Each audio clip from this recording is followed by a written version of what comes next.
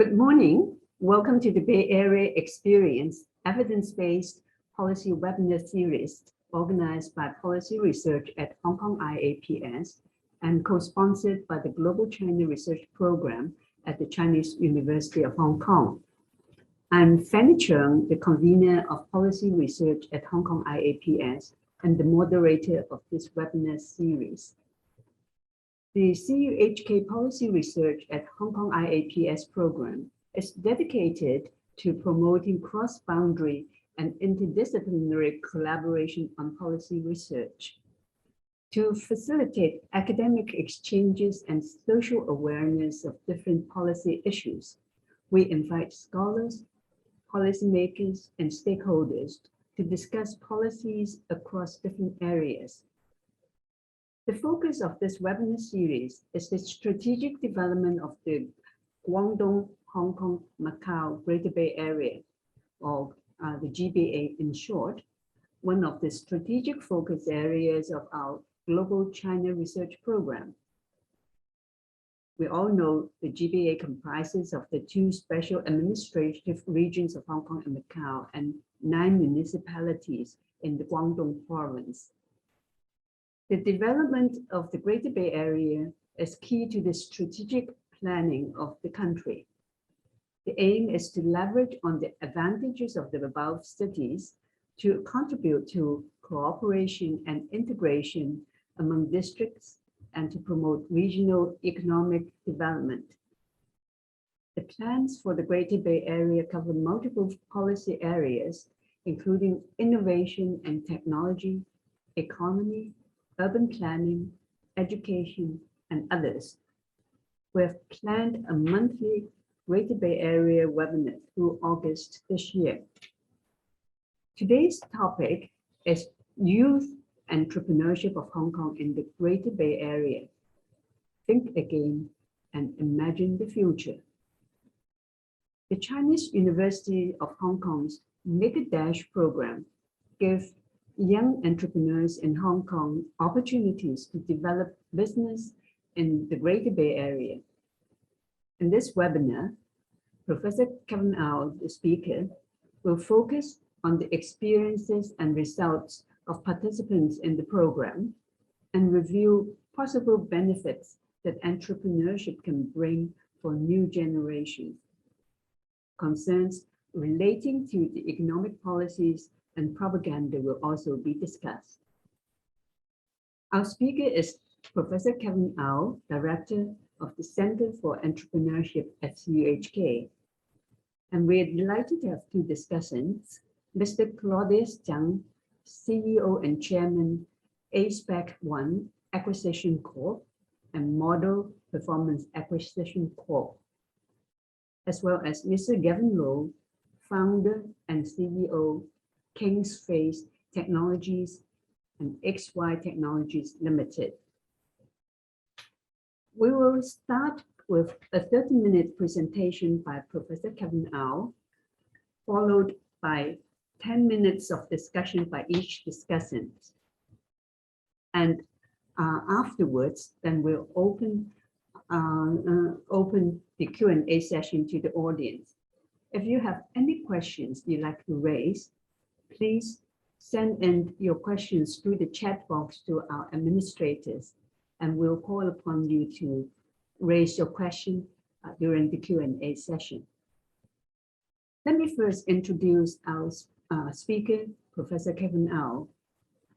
Professor graduated from the CUHK with a BBA and earned his PhD in Management International Business at the University of British Columbia. He co-founded the CUHK Center for Entrepreneurship in 2005 and founded the CUHK Center for Family Business in 2015. He currently serves as the director of both centers. His research interests are international management, entrepreneurship, family businesses, and social networks. As to public services, he serves as a member of the Social Innovation and Enterprise Development Fund, the Enterprise Support Scheme, and the Small and Medium Enterprise Committees for the Hong Kong government. Please join me in welcoming Professor Gavin. Thank you, Professor. What I'm going to do today is to talk about the difficulties, actually, collaboration of Hong Kong and other parts of the Great Bay Area, focusing on youth entrepreneurship. And in between, I'll also talk about using some anecdotal evidence of a program that we did in just last year, just finished, on youth entrepreneurship to highlight some of the main arguments, observations I have on this subject.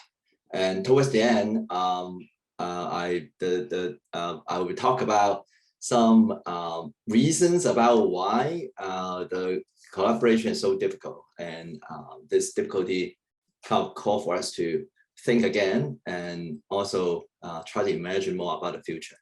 So that's what I have in mind for today. And so let me start with this. I think all of us know about the advantages of the Great Bay Area. These are very well talked about advantages with Hong Kong youngsters and entrepreneurs would like to go there. Is because low cost. There's a lot of talent in the Great Bay Area, and there's a tech cluster making collaboration with other industry much easier. And going to Great Bay Area can also allow easy access to huge national market, China market, mainland market. And the institutions in the Great Bay Area are different, but at the same time, it may allow collaborations in between different institutional arrangements. So there are a lot of resources that can complement each other.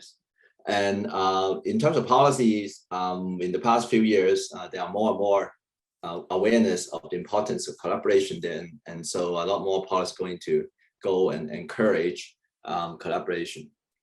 Well, unfortunately though, if we look at some hard evidence and even some, you can tell the announcement from the official sources that it seems like, you know, people are still asking for more youngsters to go there, and there are a lot of reluctance behind the youngsters for not for going there to start their own companies or start their career.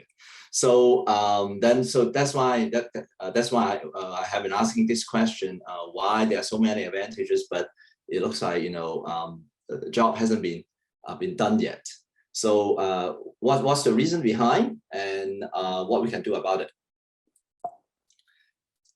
Oops. Okay, so I mentioned about some evidences. It's not just my own observations. I think in my review of some of the people doing work on here, there are like studies showing that there are only few people from Hong Kong, originally so-called born in Hong Kong, who be interested. For youngsters who have been returned to China, to mainland to start their career and new company, they're usually connected Hong Kong youths. So some of them may have their parents or elderly senior, you know, who knew about the place, or they have been studying there. Okay, and there are a lot of discussion about difficulties in the culture and the communications. So there are evidences showing the difficulties. Then we may ask, is there actually good reason for Hong Kong to kind of work with mainland China cities in Great Bay Area? Are there any complementary like assets or collaborative advantages? What we know actually is this: there are a lot. So let me kind of show you how this is a lot of potential between the two places. So Hong Kong may not be famous for its entrepreneurship, at least in the past years, and even now, with a few years of development, a lot of people still are not believe in it. But look at this diagram, it may be cut out of the topic. But what I wanted to see here is unicorns. Unicorns are very large, very successful, young, like new ventures. Obviously, in this picture of the States, most of unicorns are in the Silicon Valley on the left, right?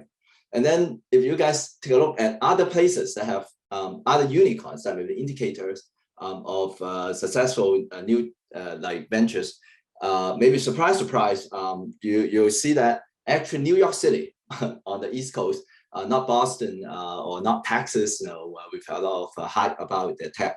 Actually, New York City, which is a metropolis that have enjoyed more unicorns than other parts of the States. So think about Hong Kong. I mean, so Hong Kong could also have a lot of these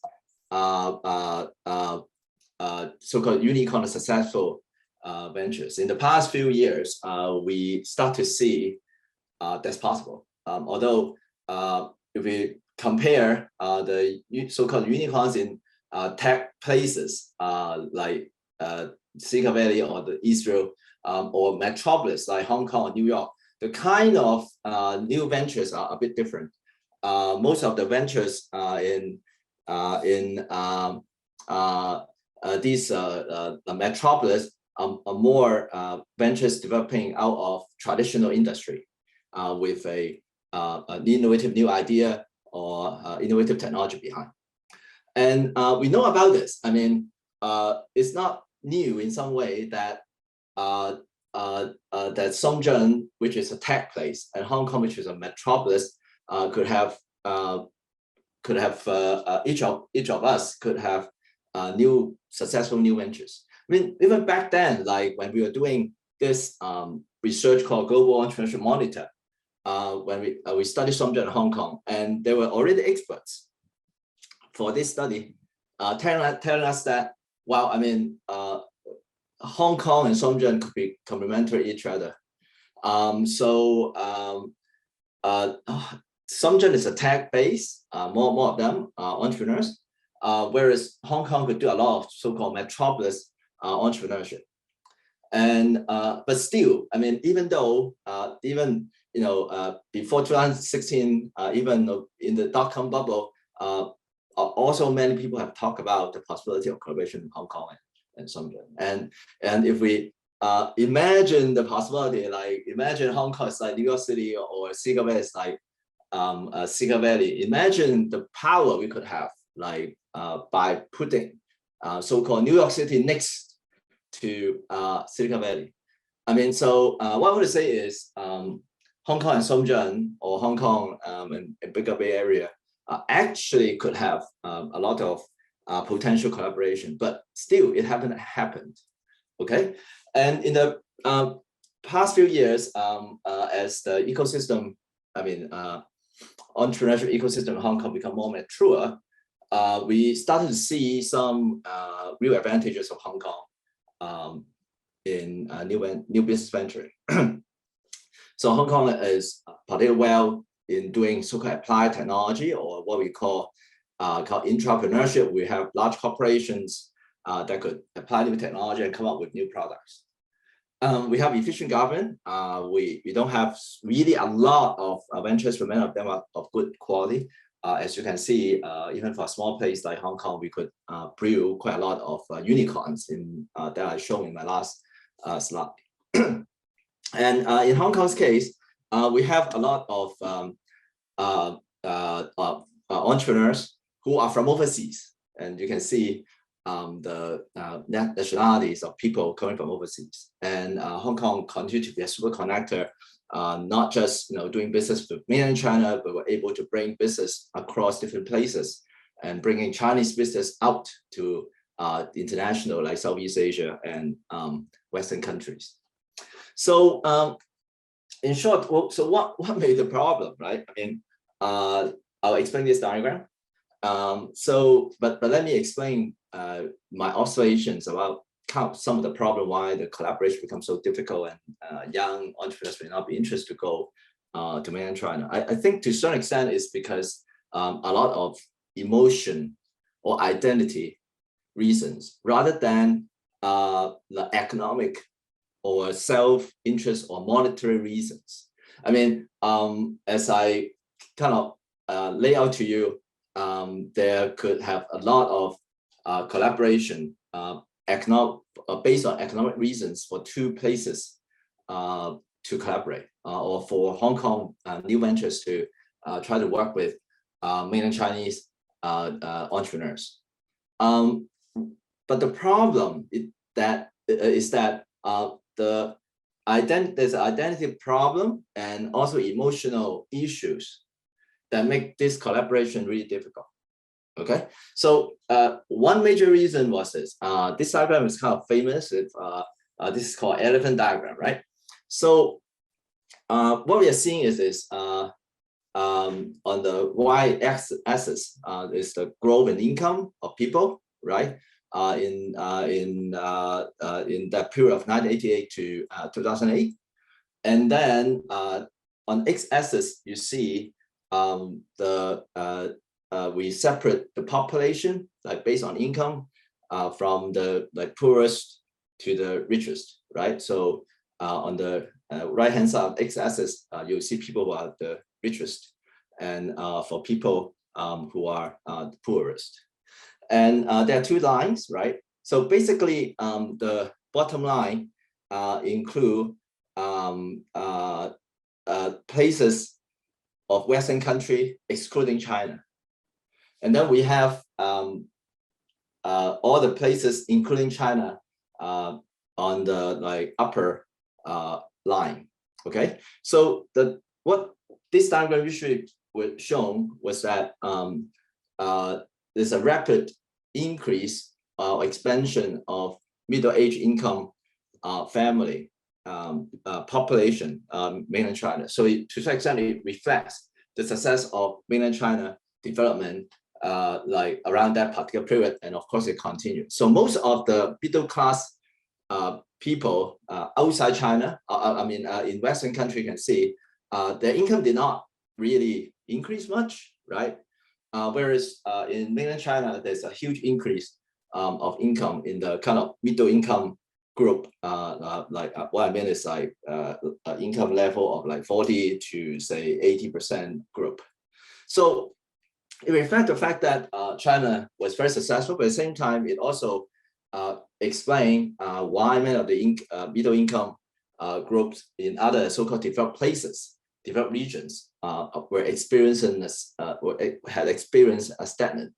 They didn't experience any growth, and because of that, what this diagram was used to explain some of the difficulties or some of the emotional disappointment due to the so-called globalization. But because of this drop in income, so going back to Hong Kong, okay, let's don't talk about so many other countries, but and that in a sense explain why a lot of the middle income families in Hong Kong did not experience much improvement in their income and also living, and it affects a lot of youth in some way, right? Because they couldn't comparing to their Hong Kong youth compared to their earlier generations, they found it very difficult to find a way to climb the social ladder. At the same time, though, what used to be, let me put it that way, a poor neighbor or poor relative, mainland China, they became very successful. Their income has improved, their confidence obviously have improved, and unfortunately, this, even though this is a good thing for a lot of people, but unfortunately for Hong Kong situation, it makes people developing a feeling of envy, a feeling of failure. Okay, so this is, well, I guess all of us understand economic growth is good, but at the same time, I think we also need to understand that it makes people very sad, and sometimes envy may cause kind of a negative feeling towards the other side. So and because of the unsuccessful development in past decades, the identity or the confidence of Hong Kong people and youth kind of would become very difficult to be established. Okay, and so my argument, I'll is in my previous chapter to talk about this, is this due to these emotional difficulties and plus the wrong direction actually of policies telling people that Great Bay Area is actually the future. If Hong Kong youngsters would not try to pick up this new opportunity, then you guys will continue to fail. So this kind of message inadvertently were being embodied in a lot of policy and a lot of narratives, asking the youth to try to go to China. And so because of this, it actually aggravates the already negative feeling and the low confidence of many Hong Kong youths. So and I think the emotional reason could and the wrong message or narrative being put in the policy were one of the two of the real reasons that caused many youngsters to think outside instead of in China. And as we know, for good, well-educated, competent youngsters in Hong Kong, they could have many other choices. If they don't want to go to China, they can obviously go to other Western country. And due to the rapid development in Southeast Asia, they could also turn their business and try to enter markets in Southeast Asia, South Korea, places like this. Okay, so how are we going to? What I'm going to do then would be quickly walk through, like using our a recent competition called Make a Dash, and we do a kind of very simple survey to see whether there's a change in emotional reason. Youngsters still looking at if they are going to manage a Great Bay Area? Is it still because of economic reason? Is there any emotional reason for them to go? Okay, so let me try. Okay, and then after that, as I said, we'll revisit what we could do maybe to change this emotional problem. So what I've seen recently is still, if you guys go to the web, still majorly the message for people who go to mainland China or Great Bay Area is come here, a lot of money to be made. Talk about monetary benefits, and youngsters still talk about difficulties in cultural and other aspects.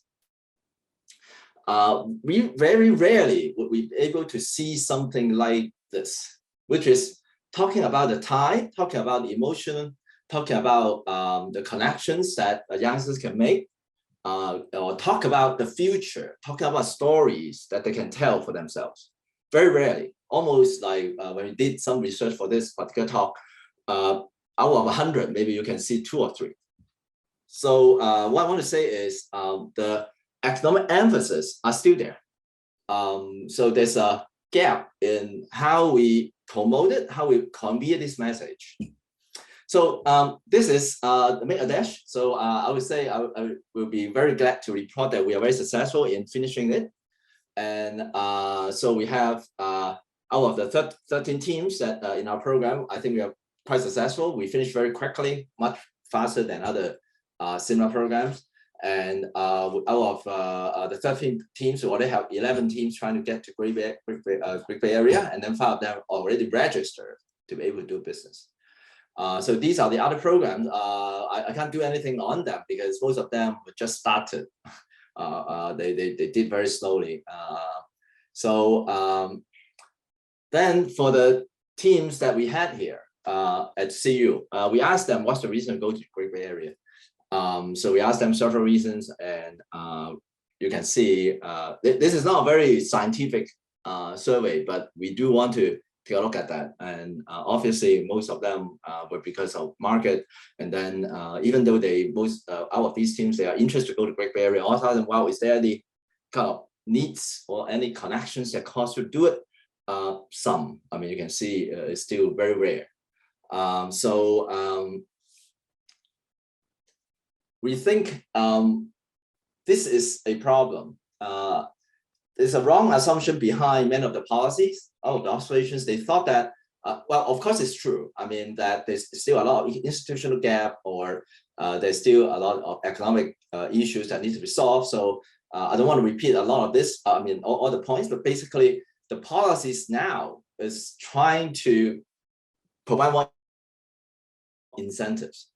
But unfortunately, this may actually be doing a disservice and even aggravating the bad feeling, because too much emphasis on incentive, and the message is still like, money to be made, economic is a development like goal, and you'll miss the opportunity if you don't pick it up.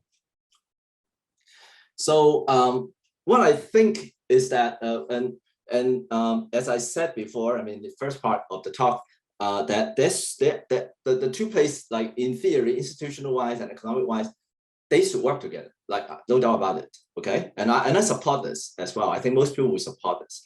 But then there is still a gap between the two sides that they can't collaborate.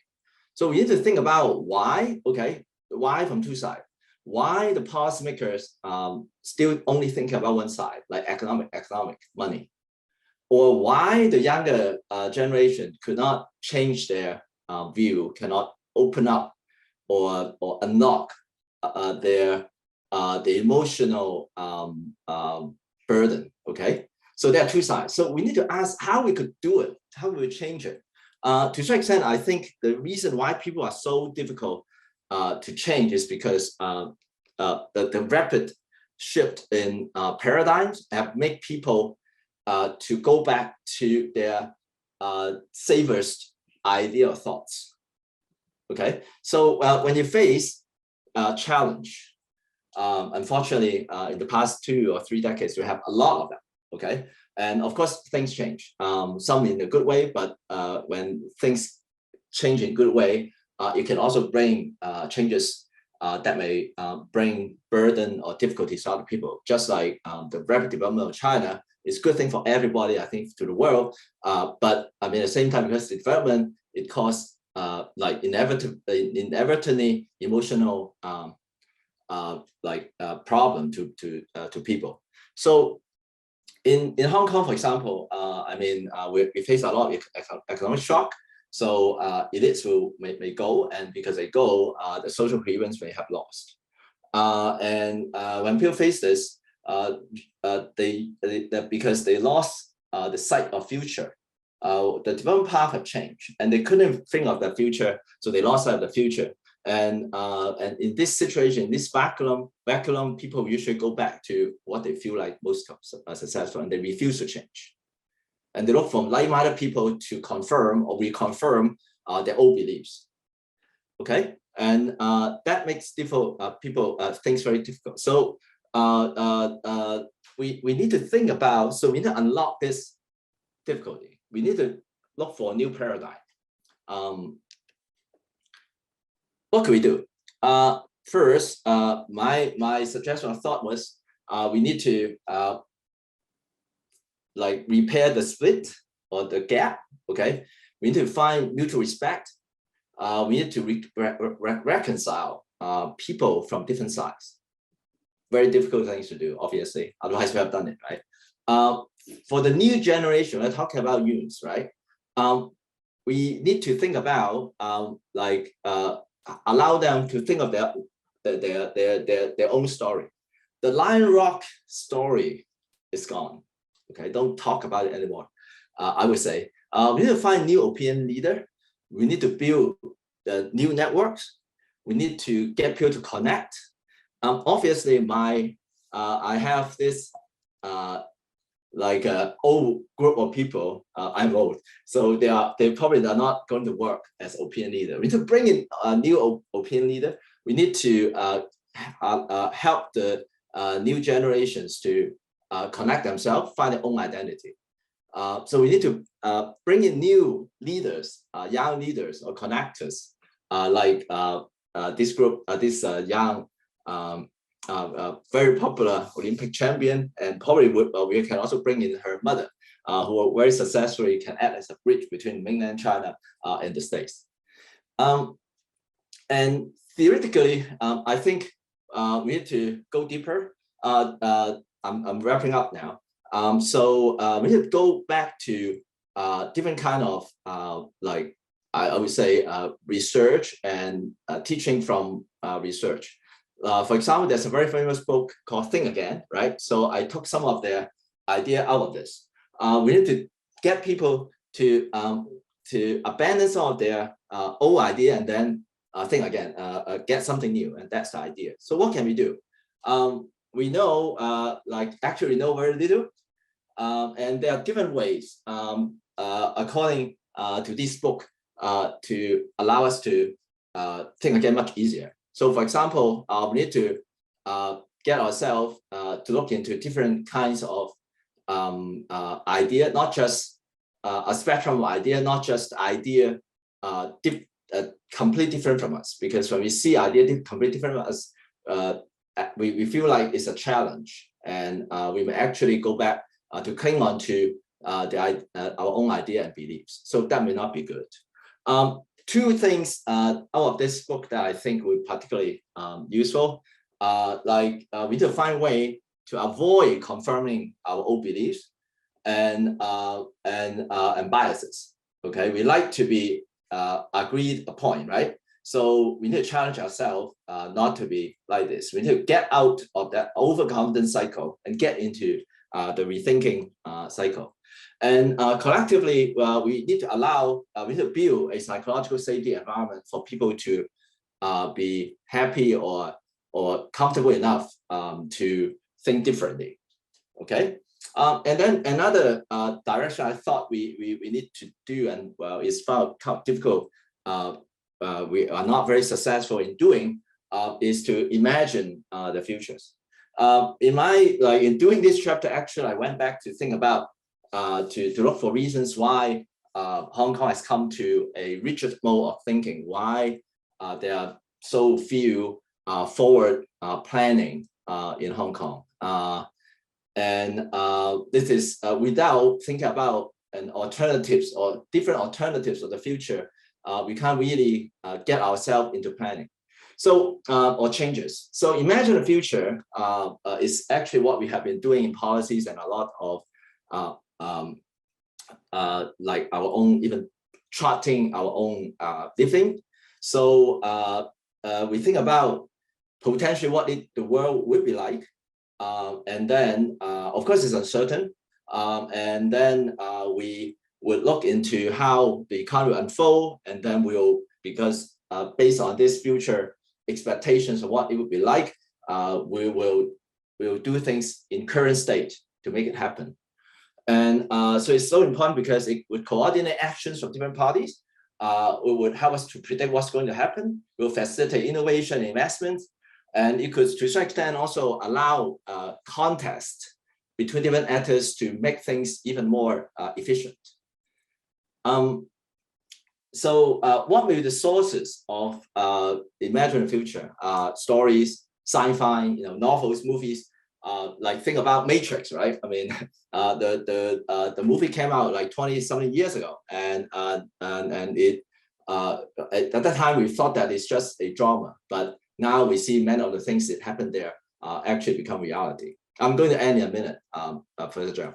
And so the reason why Hong Kong stuck, I won't get into this a lot, but basically the idea is Hong Kong have never experienced real decolonization. It's a big idea, okay? It doesn't just come from me. The policy or the training in the past stop us from planning about the future. It trains us to be instrumental to the government, but they don't train us to think about other different possibility under uncertainty. Okay, so let me finish with the last line. So I encourage all of us to think about emancipate ourselves from conforming to what we have been doing. We can create new energy. We need to create new dialogue. We need to nurture new breeds of knowledge leaders for us to map the future, imagine the future, so that the youth entrepreneurs will be able to take advantage of a Great Bay Area and other opportunities. I'll end here. Thank you very much, Kevin, for challenging us to imagine a new paradigm for the future. I'm very pleased that in this webinar, we have two young entrepreneurs who have made it in the Greater Bay Area, and they can share the experiences with us and react to Kevin's presentation. Our first discussant is Mr. Claudius Tsang. Mr. Tsang obtained his bachelor degree in engineering from the Chinese University of Hong Kong in 1998, then a bachelor degree in law from Tsinghua University in 2005, and a master degree of business administration from the University of Chicago Booth School of Business in 2017. He has over 20 years of experience in capital markets with a strong track record of success in private equity, M&A transactions, and private investment in public equity investments. Mr. Cheung was responsible for the overall investment, management, and operations activities of Templeton Private Equity Partners in North Asia for 15 years. He then joined Lehman Brothers, where he managed private equity projects in Hong Kong, mainland China, Taiwan, and the United States. He's currently CEO and chairman of APAC 1 Acquisition Corp and Model Performance Acquisition Corp. Please join me in welcoming Mr. Claudius Tsang. Thank you, Professor. I'm very delighted to have a chance to talk about my experience in the Greater Bay Area, and also, a little bit of my career throughout the past 20 years. As mentioned, I graduated from Chinese University of Hong Kong in my first degree, so I'm actually quite happy about that. So after that, I got a chance to actually go into a investment bank called Jardine Fleming at that point of time as a analyst on a property sector. But after that, I actually got a call from my Chinese University professor to ask me whether I would like to join him to be the first employee of an internet startup company.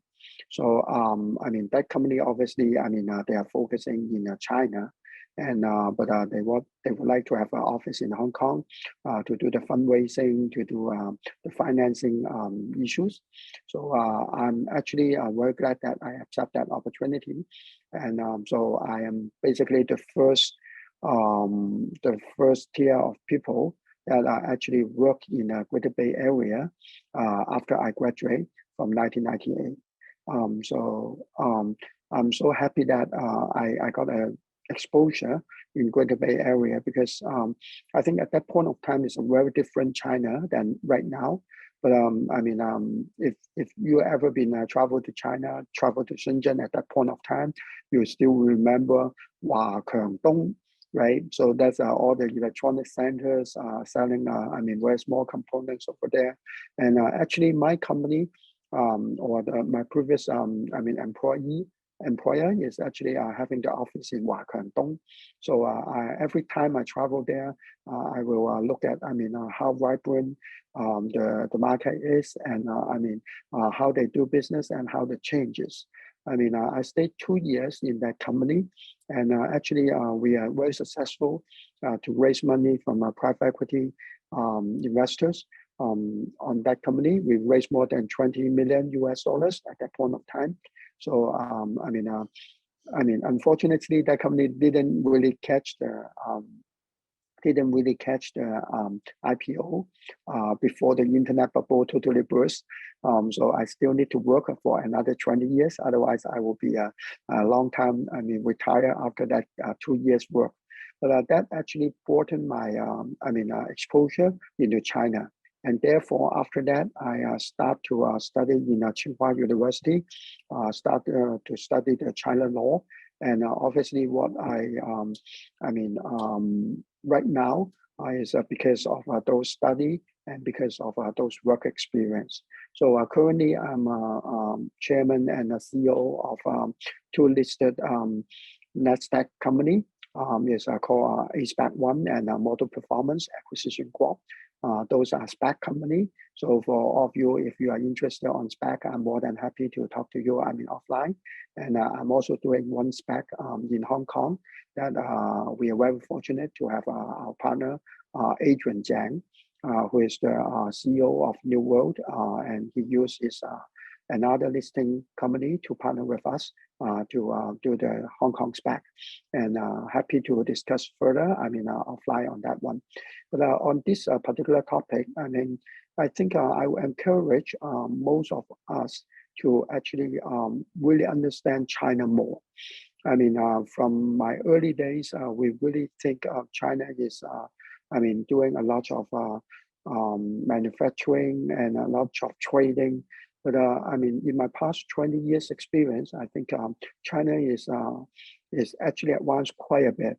I mean, currently, if you are talking about the high tech in Asia Pacific, obviously, I mean, we may, I mean, depends on which field you are talking about. We may still have some, I mean, time lag between the high tech in China versus US. Maybe China versus Japan as well. I mean, in certain areas. But I will say in general, I mean, you will probably find Chinese, I mean, mainland China technology firm is much advanced than Hong Kong. I mean, the reason is very straightforward because, I mean, they got a lot of talents over there. I mean, we all know that how many, I mean, population are in China. And if we are talking about 0.01%, I mean, it's really top people. It's really, I mean, focus on technology. Then, I mean, obviously they have a very big pool of talents that, I mean, can contribute to the advancement of technology. Moreover, I think we have to agree, most of the Chinese are actually working very hard. I mean, I travel all over the world. And China probably is the only place that you still can see, and lots of people in the coffee shop, even at 11 p.m., because they really want to get the things done. They have the urgency, they have the, the determination to get the things done because it is a very competitive market. Because the resources are so scarce. So people are trying their best to fight on it. I mean, so that's actually is also some of the, according to Professor Ao, some of the difference in terms of culture. In Hong Kong, I think, our newer generation, even you are a lawyer or you are accountant, which probably should be the most two toughest industry in Hong Kong in terms of professionalism. They're talking about more like a work-life balance now. I mean, a lot of my friends who is the partner in the law firm or the accounting firm, they keep on complaining to me that, okay, the junior right now, they require the work-life balance. They want to have exact timing to get off the job and to enjoy their life. I mean, don't get me wrong. There's nothing wrong about work-life balance. And I'm a big fan. So I don't wear, a jacket and tie every day now. But I think when you are compared with very determined, big group of talents, you need to position yourself in the right way. I'm not talking about everyone should be the entrepreneur. I'm not talking about everyone should be, very advanced in their career path to become the managing director of a big firm. That's not everyone's aim. Let's make it clear. We really appreciate. Lots of people they're doing. Very important job, but not in terms of commercial or not in terms of the entrepreneurship. We all, well respect those people, and I respect a lot of, my classmates that doing a very important job in education front, in other front. But if you really want to be entrepreneur, you better be prepared. That is a very tough job. And if you want to be successful in this part of the world, or actually even any part of the world, you need to be very focused that you have to understand you need to compete with very hardworking and very talented people. So I think once you are mentally prepared that, and then you are okay. You are okay to start.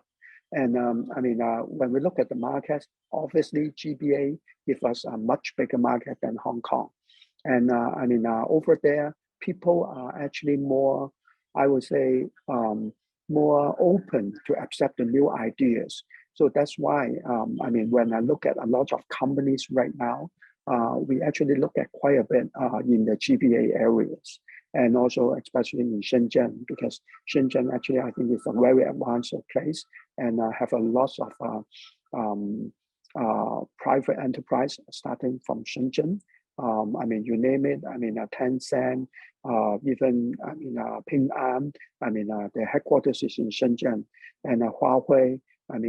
So those are fantastic companies in terms of international standard, and they actually provide a lot of opportunities for small, medium-sized companies that work around them.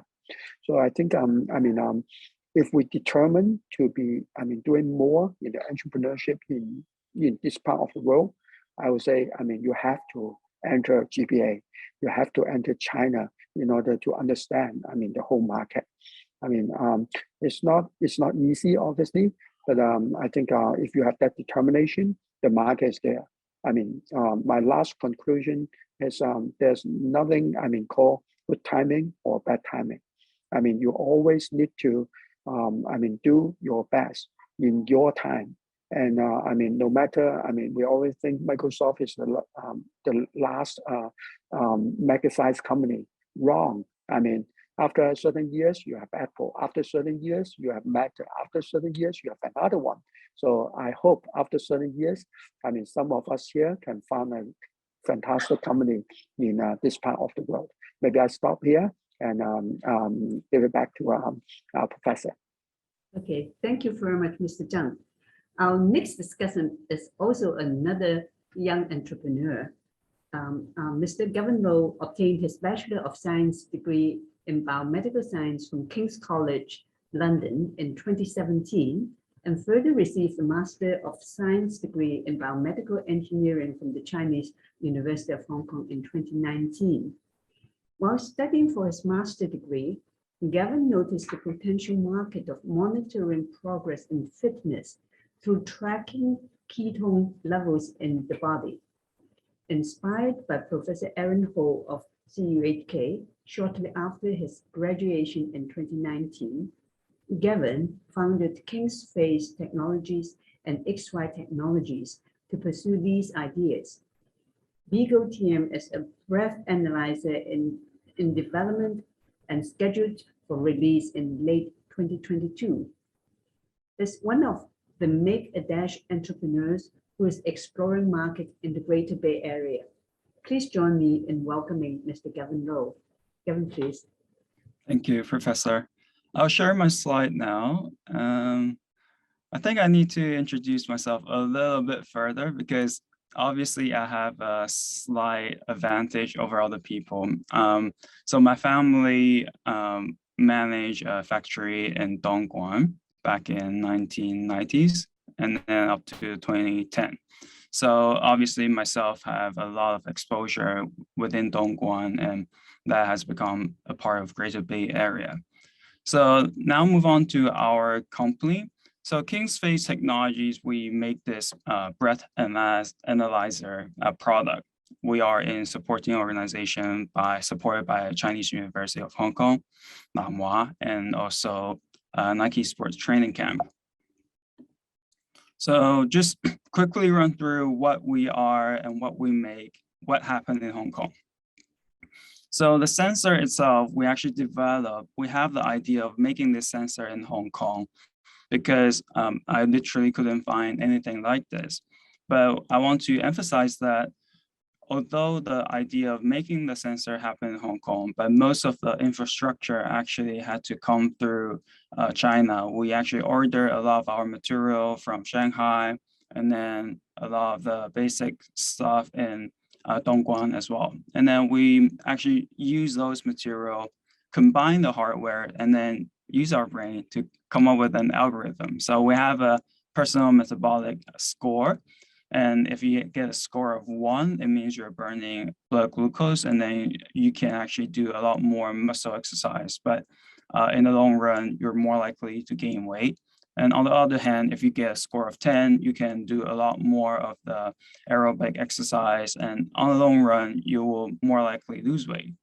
So this algorithm part is developed in Hong Kong, but the hardware part is mainly developed within China.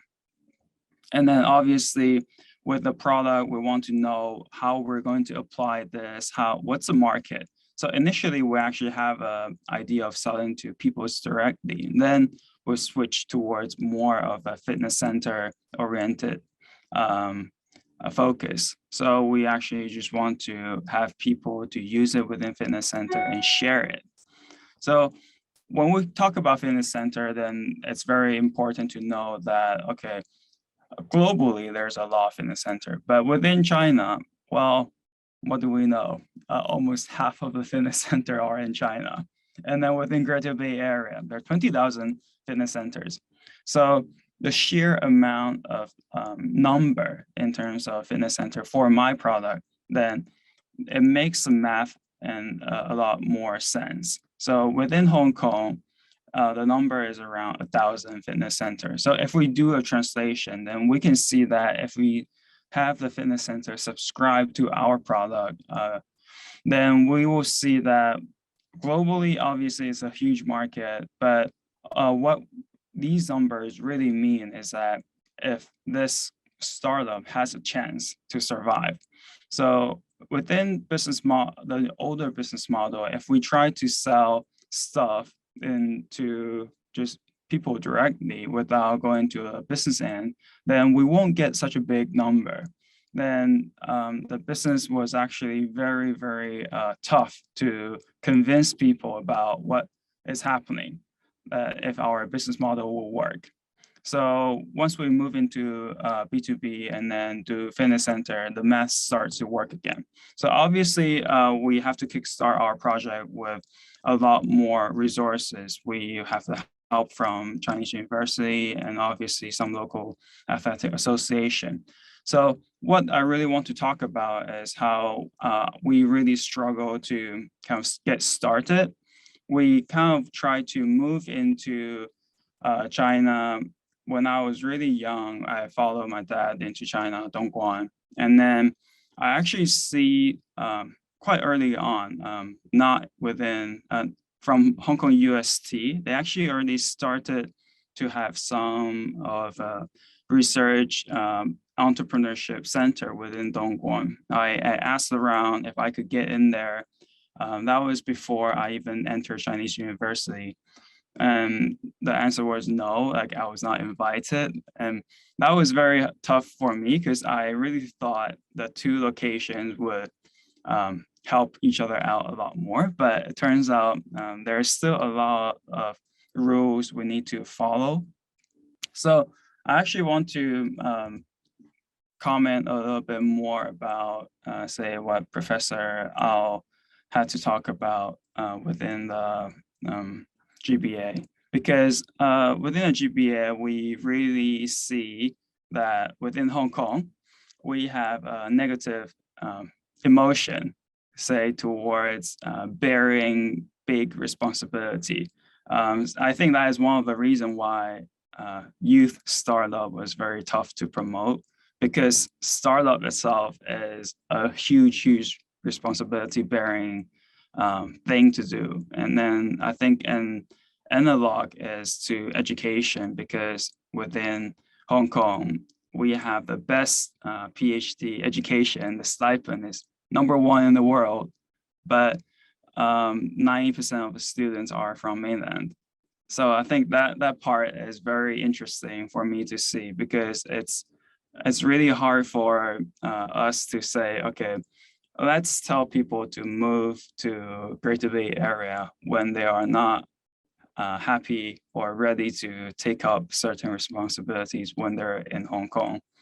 So to quote the same book as Professor Al introduced, if you're sad in one place, you will be sad in other places as well.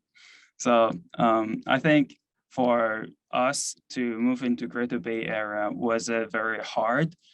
It wasn't, but it was not for me because I kind of understood what it took because I was already decided that I want to do entrepreneurship. But for people who are working, say their staff, they want to work in companies within China, then I can see a huge labor mobility barrier for them to move into Shenzhen.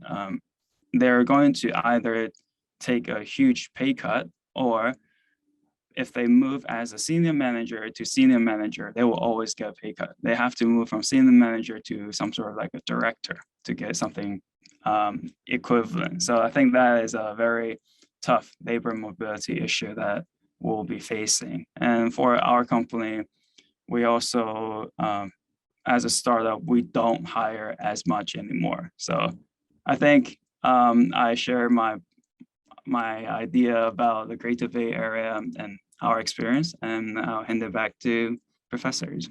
Well, thank you all for sharing your experiences on entrepreneurship in the Greater Bay Area. I hope your experiences and your stories can inspire some of our younger generation and the opportunities, but also know how to address the challenges of the integration with Greater Bay Area and expand your entrepreneurship.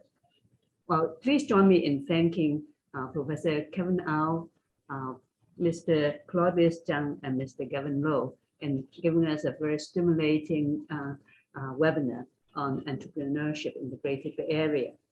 Just a preview on our next webinar. Well, when we're talking about starting businesses in the Greater Bay Area, we should know more about the law. So our next topic is on economic integration and the law in the Greater Bay Area, how the Shanghai Court handled Hong Kong and Macau related cases. Our speaker will be Professor Si Chao, professor at the Faculty of Law at CUHK. And we have two discussing Professor Deki Zhang and Dr. Xiaoyan Ho, who will share with us their experiences of these court cases and the Greater Bay Area. Please join us next month on June 24th, Friday, again at 11 a.m. See you then. Thank you and goodbye.